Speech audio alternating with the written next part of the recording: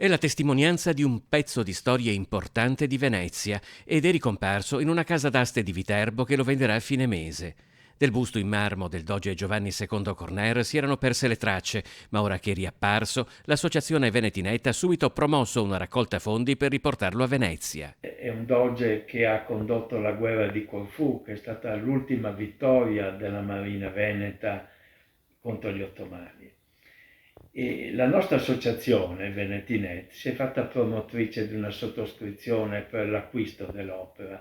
La sottoscrizione è aperta ai privati e alle istituzioni pubbliche venete e finalizzata all'acquisto dell'opera perché sia sistemata in qualche istituzione nella città di Venezia, in qualche istituzione veneta. La quotazione dell'opera dovrebbe muoversi entro una forbice che va dai 18 ai 25 mila euro, ma naturalmente il suo valore va molto oltre una semplice stima economica.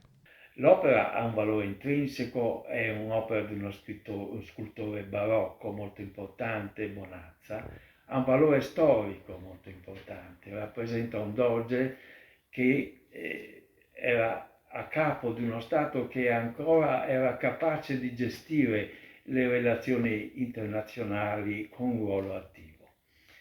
Esiste anche un motivo politico, inteso nel senso alto del termine, ricordare la classe dirigente veneta di chi è erede.